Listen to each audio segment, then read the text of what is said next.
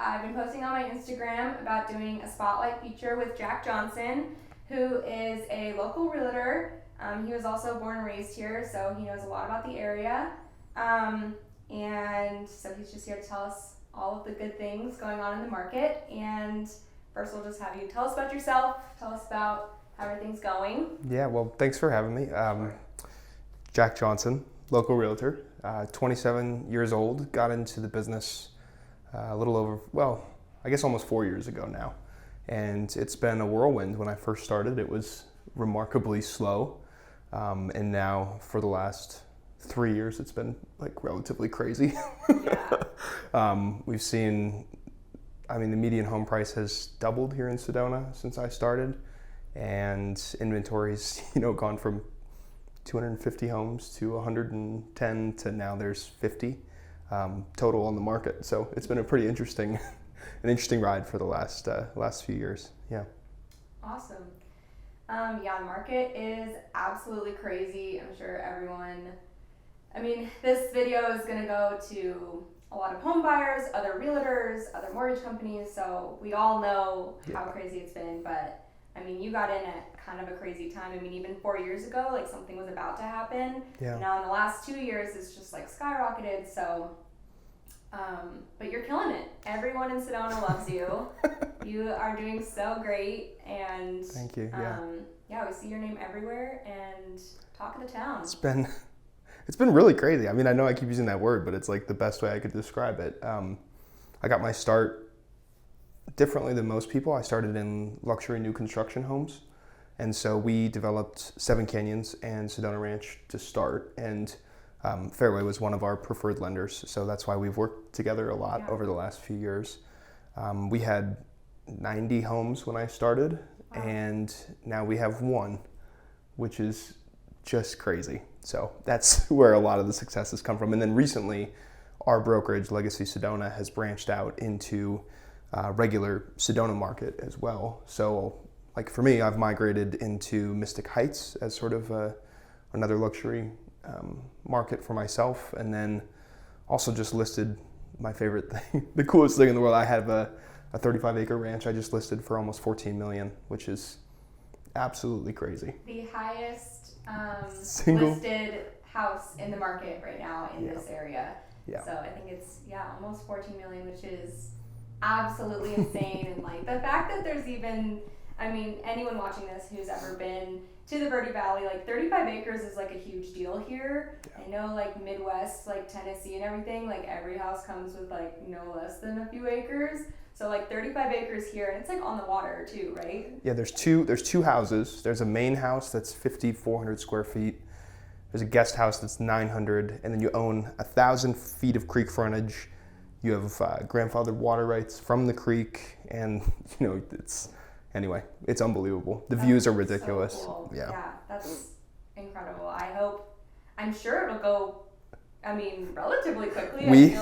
We listed Monday, May 9th. Today is the 18th, so 9 days ago. And we have 2 offers coming in before the end of this week. Wow. And are they like at asking? I don't know what they're going to be yet. Wow. I think they're going to be close. That's awesome. Even if it's not even at asking, even if it's a few million under, that's still like insane, Yeah, I think the highest single family like residential sale in Sedona. This would take the cake on it, because there was a huge property that sold last year, but technically there was a lot of land on that. So we're taking our pride in being a residential sale, which is pretty cool. Yeah, that's amazing. Yeah. Well, congrats on being the Thank agent you. for that, because that's huge. Yeah.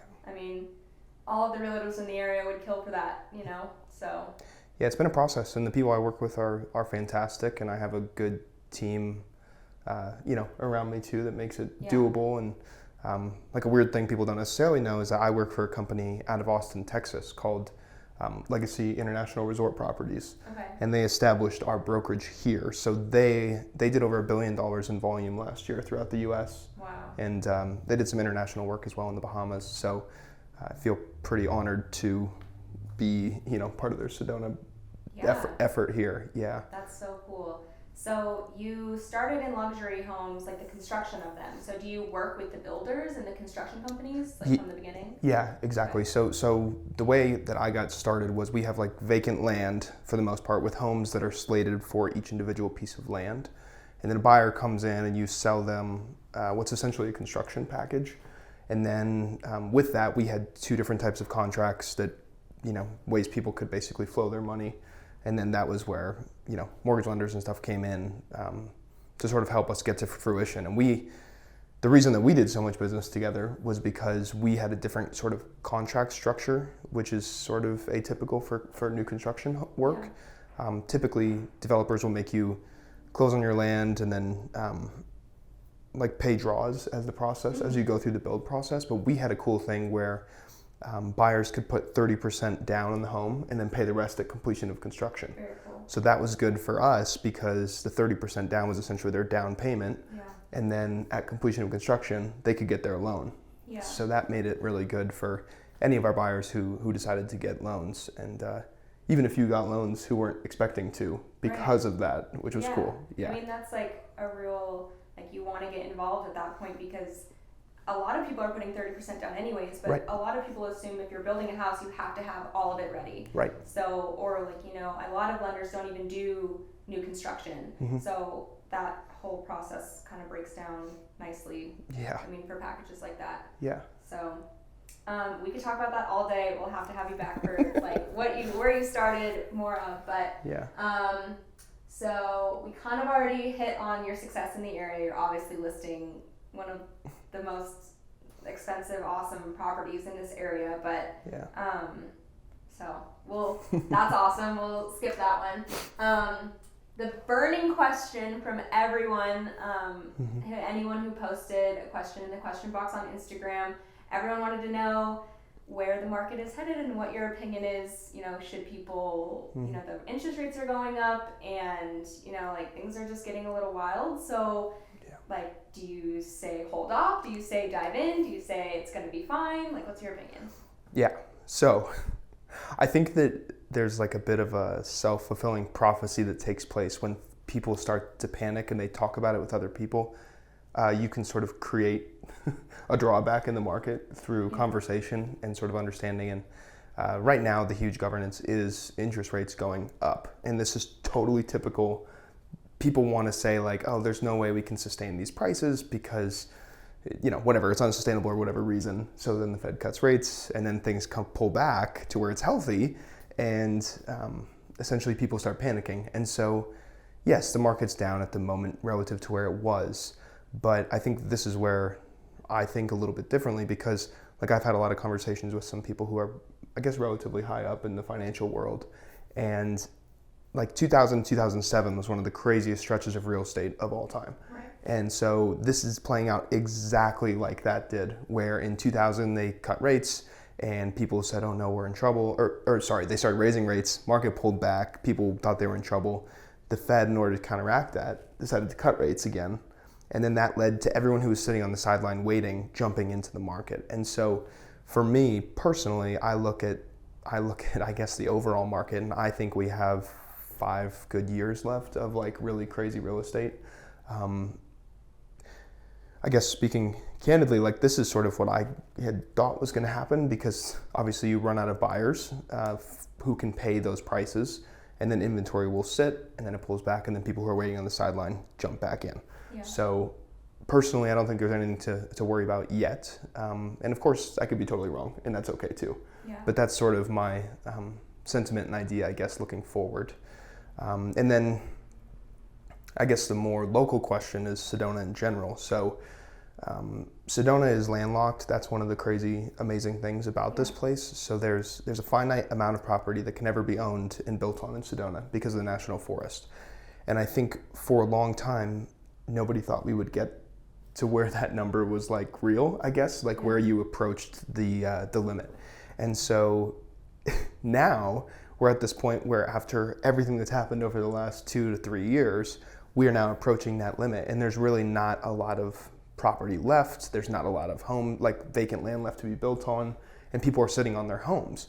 So realistically, Sedona is a place more similar to like Aspen or Telluride or Park City or something like that, where there's limits to how much property there is. And that's always going to drive prices up because supply is stable and demand is increasing. And, you know, to couple that with the fact that I think Arizona was like performed the second best coming out of COVID of any state in the US, like that is exciting. And I think, you know, Sedona's on the map, Arizona's on the map, and I think a lot of people are trying to come here too. So yeah, I think it's a very desirable place as far as cost of living, weather, all the things. You know, there's natural disasters all over the place, and Sedona has nothing. Like, we have an earthquake once every like 5 years, and you don't even know it's an earthquake. You just think that you're like dizzy for a second. Yeah. So I mean, it's a very desirable place to live, and I think that even with something, I'm not a realtor, but even, you know, with anything that happens with the market, Arizona is like such a safe place because people want to come here, and the weather's awesome.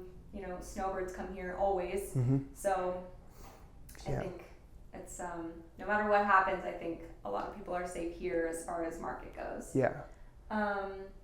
Another question was, what is a tip that you have for a first-time home buyer? You know, what should they come in with, like mindset, and what should they be doing with the lender and with you? Like, should they have an idea? Should they have a checklist? Like, what are your tips? Yeah, that's a great question. I think tip number one is definitely getting the right team around you. First and foremost, get a good team around you, and like you have to align with the people you're going to do business with. And I think people think of just their agent being who they have to align with, but really it's agent, it's lender, it's the seller's agent, it's the title company. Like, you need a team around you with a lot of experience who's kind of seen a lot, especially things that you're going to be going through, to help you through the process. Because, like, again, truthfully, like what I've seen a lot of first-time home buyers do is they come in and they don't know what they're doing, so they panic, and then they actually can create a lot of frustration for all the people that they're dealing with. So that's where that level of trust and a good team comes together, because then you don't have to panic. You can just sort of trust the people that, you know, essentially you're paying to do work for you. In terms of a checklist and stuff, yeah, I mean, it's always great to have a checklist on what you're looking for. You need to know what's important to you and what's not. And typically as a first-time home buyer, you're going to try to get everything because you're like nervous about spending a lot of money and all this stuff. But you have to be come in with an expectation of reality too. I mean, you have to be realistic with yourself and the people you're working with too. And I think if you sort of blend all that together, that's where you can have a good experience. Otherwise, if you have a bad team and unrealistic expectations, you're just going to be frustrated. So try to avoid that. Yeah. So do your research. You know, find the realtor that you like, find the lender that you like, find, you know, even the title company that you like. Read reviews on Google. I mean, nobody ever anymore buys an Amazon package without reading the first 100 reviews on what it is. So, I mean, everyone is doing Google reviews. Go and read about a lender or a realtor or whoever. And like you said, even the seller's agent, like, people have to work together. It's not just you and your realtor buying a home. So that's super good advice. I think just doing a little research instead of just saying, I'm ready to buy a house, talk to my realtor. And, you know, with the checklist thing, you do have to have a little bit of wiggle room. You know, you can't come in and saying, I need a pool, I need 5 bedrooms, I need a walk-in closet. Like, it's unrealistic. And my budget's $600,000. Right. It's like you have to be willing to negotiate as far as your own wants and needs in a house, and, you know, get handy. There's a lot, you know, COVID was a great time for people to learn how to use a power tool. And, you know, hang up your own pictures, or even like remodel your own bathroom if you don't like it. So, I mean, there's so many options. That's like completely off topic, but I'm just saying, you know, I just think that it's really like a good time to just lower your expectations a little, and then you'll be pleasantly surprised with what you come out with. So. Yes. And if you're in the new construction process as a first-time home buyer, which does happen sometimes, go easy on your build team, because they really do a good job and they work really hard, and it's very easy to get frustrated with the process. Try to stay out of their way because they know what they're doing. And I think everyone will be really happy. Yeah, I agree. I think everyone's working really hard, and if you just come in knowing it all, that can be really frustrating for everybody on the team. So, anything you want to say to the people in Sedona or the whole Verde Valley. I know that you're not just in Sedona. I mean, we have like kind of a weird structure here where it's like a bunch of mini towns, Cornville, Page Springs, Camp Verde, Rimrock, like all the things, you know, it's not just Sedona's bubble. Yeah. So anything you'd like to say to other realtors, other lenders, anybody out there listening? I guess I would say don't panic in general, and remember that time makes the difference. So you're almost always going to fail at timing up the market and stuff, but long term you're going to win. So don't be afraid to take action, I guess. And then all right. Thanks to everyone who's in the community, because it's been a really good experience for me too. Awesome. I'd say, again, not a realtor or a loan officer, but real estate investing is so fulfilling, and if you think that you can't do it, you're probably wrong. We have a whole team here that would love to give you a pre-qualification, that would love to help you raise your credit score, would love to help you list out all of your options, and we work with Jack a lot, and Jack, of course, is very knowledgeable about the whole real estate situation. So, I mean, working together, we could answer all of your questions as far as a borrower goes, and as far as other real estate agents go, I mean, he's killing it. If you have a question, I'm sure he'd be happy to answer. You know, Yeah. It's not, you can't bring other people down. You have to build each other up. So, Yeah, for sure. For sure. Anybody with questions, I will make sure to relay them back to Jack. If you have any questions for us, you can always reach out to us as far as lending goes. So that's, I think, it. Thanks for having me. No problem.